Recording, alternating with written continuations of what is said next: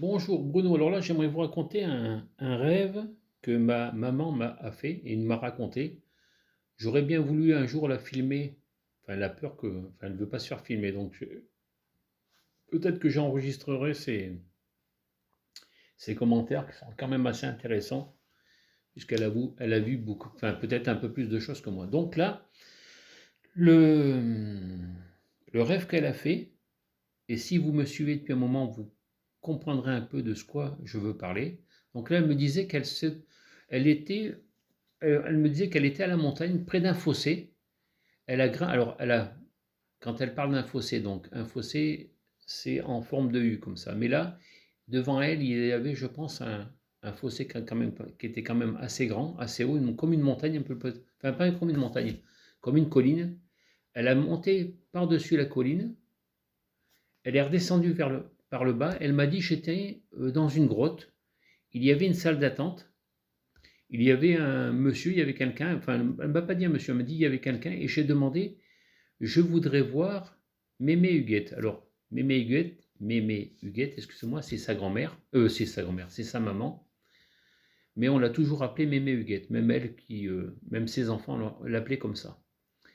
Alors c'était une dame originaire de Strasbourg, donc elle avait des yeux, enfin de l'Est je crois, elle avait les yeux très bleus, d'un bleu, enfin très joli bleu, et les cheveux courts, et donc là donc quand elle était demander où était Méméguette, quelqu'un lui a répondu, il lui a dit c'est au 146e étage, chambre 6.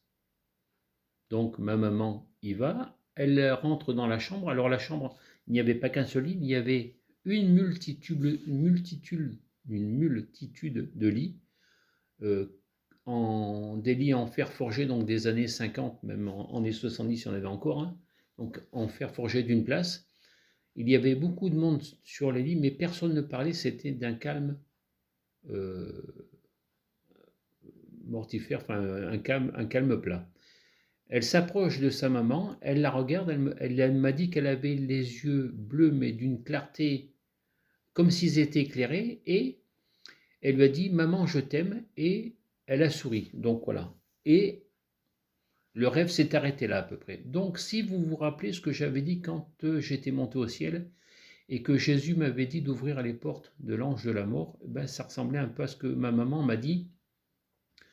Mais alors, je ne sais pas si c'était sous la neige, parce que moi, quand j'ai été, il y avait de la neige, donc la neige, la mort. J'avais monté une colline qui devait faire. Alors, j'ai regardé à peu près sur un immeuble, c'est de faire un immeuble de 3 étages, mais la montée était raide. Voilà. Un immeuble voilà, entre 2 et 3 étages, si vous pouvez voir la dune. Et de l'autre côté, il y avait, alors ce que ma maman appelle une grotte, c'était une maison de couleur pierre noire. Et au-dessus de la maison, il y avait comme une montagne. Et quand je suis rentré dans la maison, il y avait, alors, comme une salle d'attente, il y avait un trône au milieu, donc le trône de l'ange de la mort. Derrière, je crois qu'il y avait une chambre avec juste un lit. Sur la droite, il y avait une porte. Cette porte donnait euh, sur un couloir, un qui donnait sur l'arrivée des gens morts, comme une espèce de pièce avec de l'eau.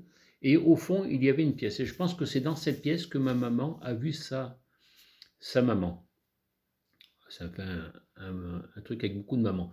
Et, euh, et donc ma maman me dit, elle va peut-être venir me chercher. Je dis, ou alors, peut-être qu'elle a fini son temps de repos avec l'ange de la mort, chez l'ange de la mort, parce que je pense que l'ange de la mort ne prend pas les âmes comme ça, ou enfin, elle garde les âmes et après, à un bout d'un certain temps, elle les réveille pour qu'ils puissent repartir sur peut-être une nouvelle vie. Voilà. C'était ça le rêve que je voulais vous raconter. Ben, je vous souhaite un agréable moment encore avec mes nouvelles histoires.